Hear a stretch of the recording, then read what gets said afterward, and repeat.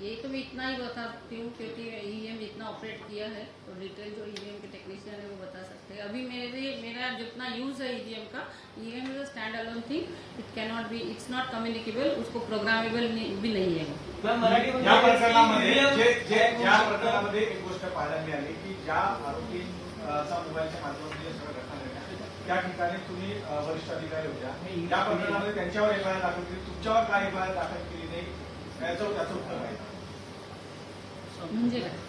म्हणजे ज्या अधिकाऱ्यांचे जे ऑपरेटर होता त्यांनी सगळे हे घोळ केला असं त्यांचा आरोप आहे। त्यांचे इमिजिएट अधिकारी आहेत ना, हा, या प्रकरणामध्ये तुम्ही पण इन्व्हेस्टिगेशनचा पार्ट आहे, तुमच्यावरही पण हे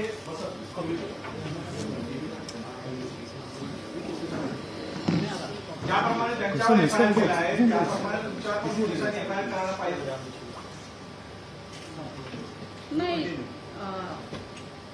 माझ्यावर कशाला एफआयआर? घेऊन आले होते, मात्र तुम्ही त्याच वेळेला दुसऱ्याला हँडल करायला दिलं आणि त्यामुळे 10 दिवसानंतर या संदर्भात गुन्हा दाखल झाला। दुसऱ्याला हँडल म्हणजे मी काउंटिंगची जी प्रोसिजर आहे ती तिथं थांबवून ज्या मोबाईलचा त्या काउंटिंग प्रोसिजरशी काहीच संबंध नाही आहे त्याच्या मागे लागणं अपेक्षित होतं का? कारण काउंटिंगची प्रोसिजर जास्त स्टॅट्युटरी आहे आणि मोबाईलनी मला माहिती आहे की कॉन्फिडन्स आहे की मोबाईल असणं हा वेगळा गोष्ट आहे, त्याचा काउंटिंगच्या प्रोसिजरशी काही संबंध नाही, त्याच्यामुळे मी काउंटिंगची प्रोसिजर पूर्ण केली आणि मीनवाईल त्याचा पण कॉग्निझन्स घ्यायचा राहून जाऊ नये म्हणून मी त्यांना पोलीस एका ऑफिसरला बोलून त्यांना पोलीस बॅलेट पेपर हे केले होते, काउंट केले होते, ते नंतर इनव्हॅलिड कसे झाले? मग सुरुवातीला ते काउंटिंग करताना नेमकं काय चुकी झाल्या होत्या? नाही, इनव्हॅलिड असं होत नसतं, असे नंतर इनव्हॅलिड नाही होत। पोस्टल बॅलेट जे आहेत त्या उघडल्या जातात अगोदर, त्याच्यात वेगळे वेगळे पार्ट असतात, अगोदर अटेस्टेशन बघितलं जातं, अटेस्टेशन नसेल तर त्या उघडतच नाहीत पोस्टल बॅलेट, नंतर पुढचा राऊंड असतो की पोस्टल बॅलेट उघडल्या जातात आणि पोस्टल बॅलेट उघडल्यानंतर मग त्या इनव्हॅलिड आहेत का नाही ते कळतं आणि जेव्हा रिझल्ट डिक्लेअर केला तेव्हाच इनव्हॅलिडचं पण डिक्लेअर केलेलं होतं मी।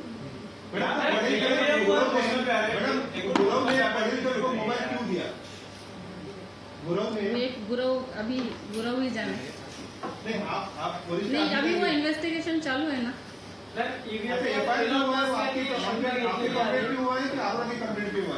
नहीं, हमारी कंप्लेंट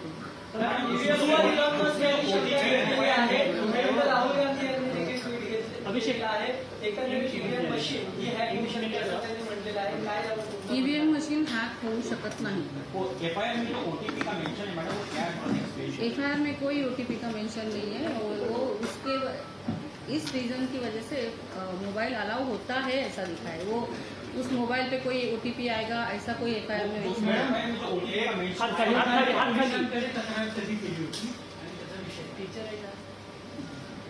नहीं। निवडणूक निर्णय अधिकारी म्हणून मी 5 तारखेला पत्र दिलं होतं पोलिसांना की याचा कॉग्निझन्स घ्या आणि तुम्ही पुढची कार्यवाही करा, पण त्याच्यानंतर मला 11 तारखेला पोलिसांचं पत्र मिळालं की त्याच्यात तुम्ही तुमच्या बाजूने एफआयआर नोंदवायला अधिकृत करा, जे आम्ही केलं आणि 13 तारखेला एफआयआर झाला। आता 12 तारखेलाच आमच्या तहसीलदार गेल्या होत्या, but there was a traffic she reach late, तो फाइनली 13 एफआईआर।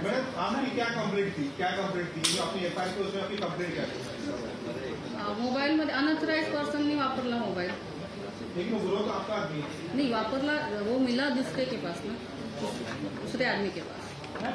पोस्टल बॅलेट पेपरची जी एकंदरीत संख्या आमच्या 111 काहीतरी होत्या, त्याच्यामध्ये काही 90 postal ballot paper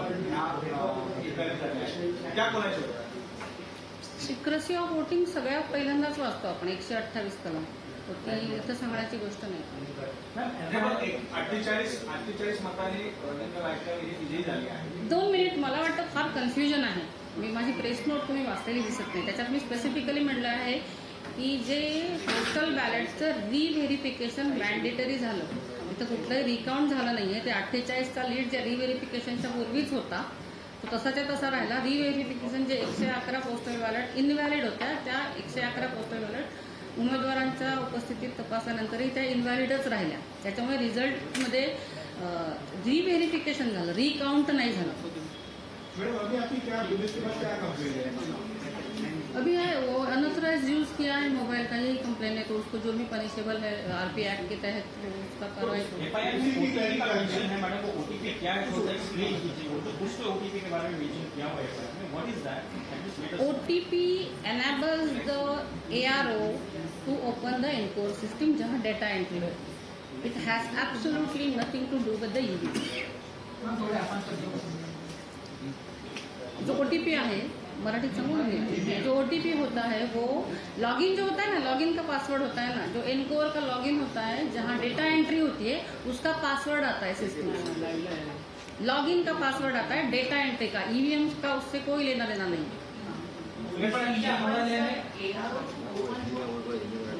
encore login हा जो सगळा गोंधळ जो झाला आहे तो फक्त तुमच्या डेटा ऑपरेटरच्या कडे मोबाईल असलेल्या आपल्या व्यक्तीकडे मिळाला त्याच्यामुळे झाला असं तुम्हाला वाटतं? हो,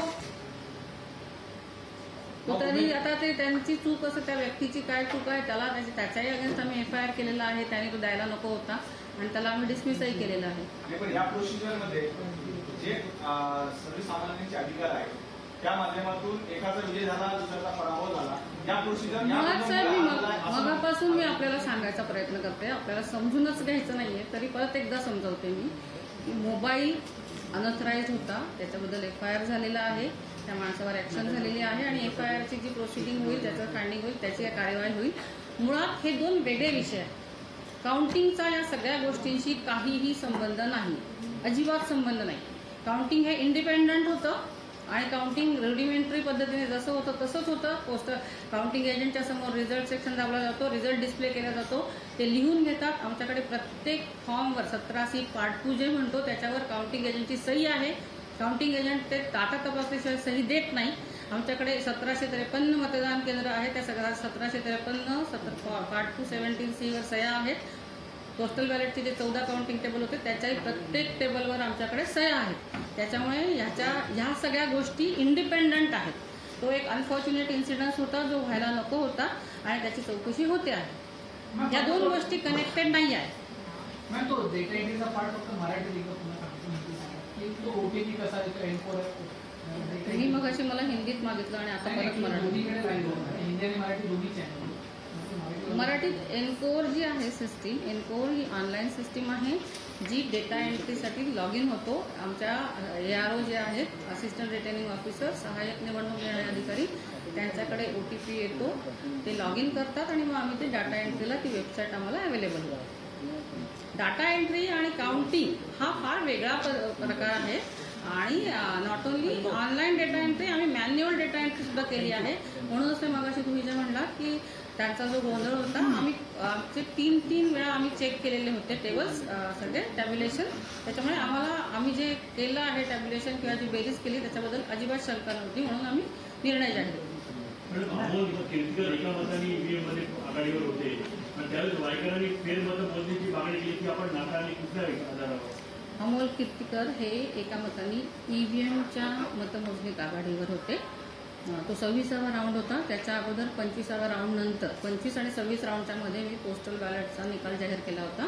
त्याच्यामध्ये वायकर हे 49 मतांनी आघाडीवर होते आणि कोणीही अमोल कीर्तीकर म्हणा किंवा वायकर म्हणा दोघांनीपैकी किंबहुना त्या काउंटिंग हॉलमध्ये असलेल्या कुठल्याही काउंटिंग एजंटने सुद्धा कुठल्या स्टेजला कुठलंच ऑब्जेक्शन घेतलं नाही, कुठलंही रिकाउंट मागितलेलं नाही आहे।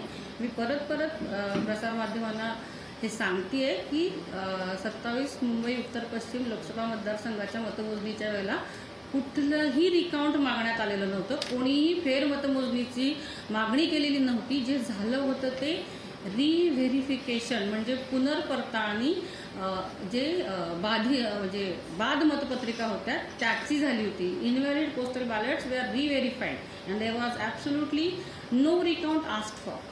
मैम हमारी समझ से ये बताइए कि एनकोर सिस्टम जिस फोन पे OTP आता है उस फोन का उपयोग किया गया वहाँ पे, क्या उसकी क्या पावर्स होती है, फोन में क्या पावर्स होती है? कुछ पावर्स नहीं होती है उस फोन में। आपका बैंक अकाउंट जो होता है वहाँ OTP आता है ना, वो OTP आप देते हो तो हो जाता है एनेबल, बस उतना ही होता है, हमारा लॉगिन एनेबल हो जाता है, बस और कुछ नहीं होता है। Thank you very much, thank you sir. Thank you thank you